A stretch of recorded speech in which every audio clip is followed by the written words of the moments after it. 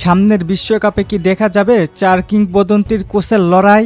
কল্পনা করুন এমন একটি বিশ্বকাপ যেখানে শুধু মাঠে তারকা ফুটবলারদের লড়াই নয়, ডাগআউটেও মুখোমুখি চারজন কিংবদন্তি coach: Carlo Ancelotti, Pep Guardiola, Zinedine Zidane এবং ইউগেন ক্লুপ। আধুনিক ফুটবলের সবচেয়ে সফল ও প্রভাবশালী কোচদের চারটি নাম। ফুটবল বিশ্বে এখন আলোচনা চলছে 2030 বিশ্বকাপে কি এই চারজনকে একসঙ্গে জাতীয় দলের কোচ হিসেবে দেখা যেতে পারে? বর্তমানে একমাত্র কার্লো আনচেলত্তির অবস্থান নিশ্চিত। ব্রাজিল জাতীয় দলের দায়িত্ব নিয়ে তিনি ইতিমধ্যেই নতুন যুগের সূচনা করেছেন। 5 বারের বিশ্ব চ্যাম্পিয়ন ব্রাজিল আবারও বিশ্বকাপ জয়ের স্বপ্ন দেখছে, আর সেই স্বপ্ন পূরণের দায়িত্ব এখন এই ইতালিয়ান কিংবদন্তির কাঁধে। ক্লাব ফুটবলে অসংখ্য সাফল্যের পর এবার তার লক্ষ্য আন্তর্জাতিক ফুটবলে ইতিহাস তৈরি করা। অন্যদিকে পেপ গার্দিওলার নাম নিয়েও চলছে ব্যাপক আলোচনা।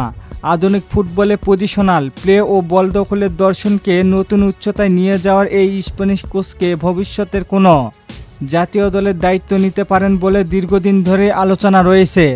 বিভিন্ন সংবাদ মাধ্যম ইতালি সহ একাধিক জাতীয় দলের সঙ্গে তার নাম জড়িয়েছেন। যদি তিনি ইতালির দায়িত্ব নেন, তাহলে বিশ্বকাপে তার কৌশল দেখার অপেক্ষায় থাকবে পুরো ফুটবল বিশ্ব।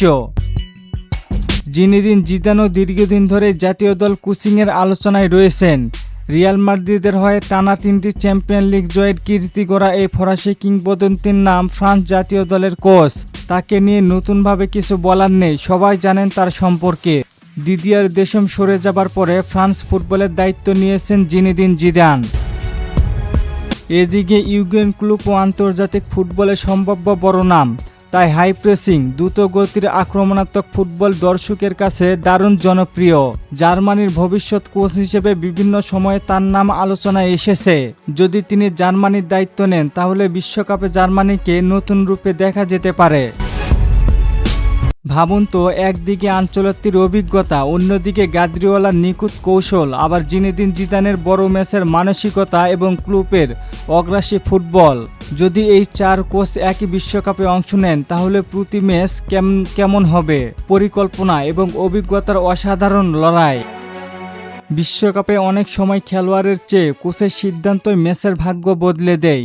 একটি বদলি, একটি ফরমেশন পরিবর্তন কিংবা একটি সাহসী কৌশল পুরো টুর্নামেন্টের চিত্র বদলে দিতে পারে। তাই এই চারজন যদি সত্যি একই বিশ্বকাপে থাকেন, তাহলে ফুটবল ইতিহাসের অন্যতম সেরা কোচিং স্টাফ দেখার সুযোগ থাকবে সমর্থকদের।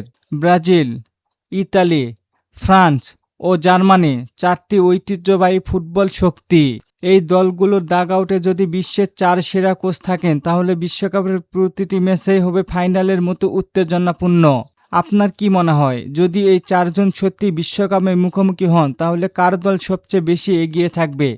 কার্লো আনচেলত্তির ব্রাজিল, গার্দিওলার ইতালি, জিনেদিন জিদানের ফ্রান্স, নাকি ক্লুপের জার্মানি?